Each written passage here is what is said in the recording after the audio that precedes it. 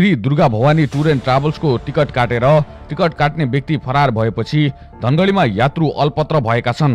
धनगढीबाट बेंगलोरका लागि Durga Bhawani tour and ट्राभल्सको टिकट काटेर टिकट काट्ने व्यक्ति दिनेश बोहरा फरार हुँदा बझाङका 10 जना युवा धनगढीमा अल्पत्र परेका छन्।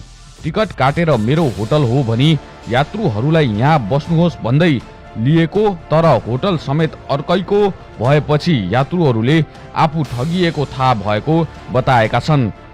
टिकट काटेर गाडी नम्बर समेत हालेर ल्याउँछु भन्दै गएको मान्छे हिजो बिहान 7 बजेदेखि फरार रहँदा अल्पत्र यात्रुहरू प्रहरीको सम्पर्कमा पुगेका थिए। पहिला त्यो 48 मा काटेको थियो देखा टिकट अहिले त्यो दिनेश बोहरा कहाँको हो दिनेश बोहरा?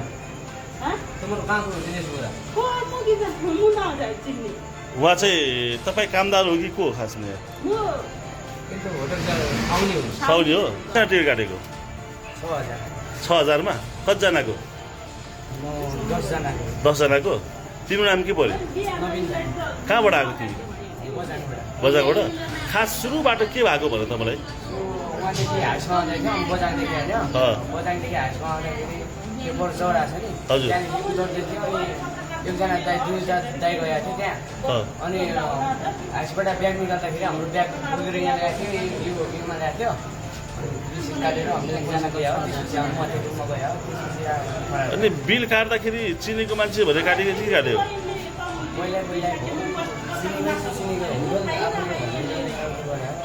होटल चिनेको भाइ तिमीले यहाँ होटल चाहिँ?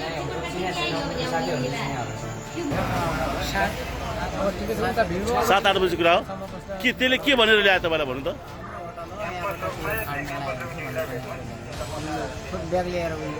ब्याग साग सब बोकेर ल्यायो। अनि तपाईँहरूले चाहिँ अनि सोध्नु भएन के हो कस्तो भनेर? सोध्या हो, हाम्रो होटल हो, धेरै टाढा छैन भने हाम्रो होटल हो। के नामले त्यो ट्रेन काटेको?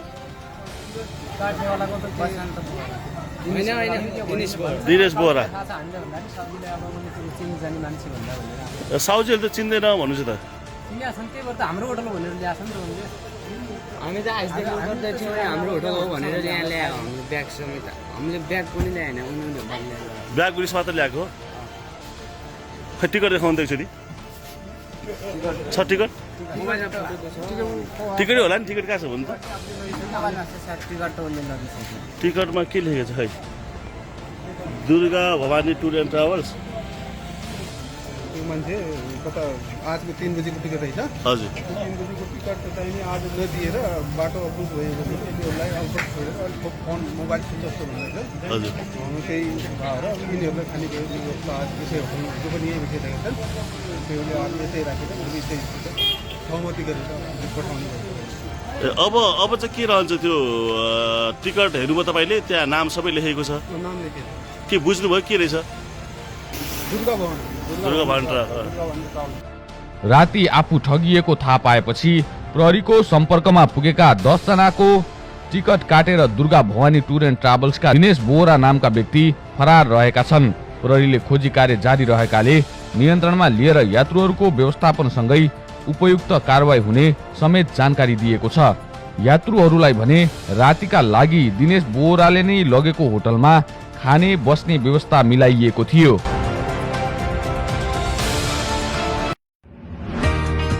नमस्ते, आशा छ सबै सन्चै हुनुहुन्छ।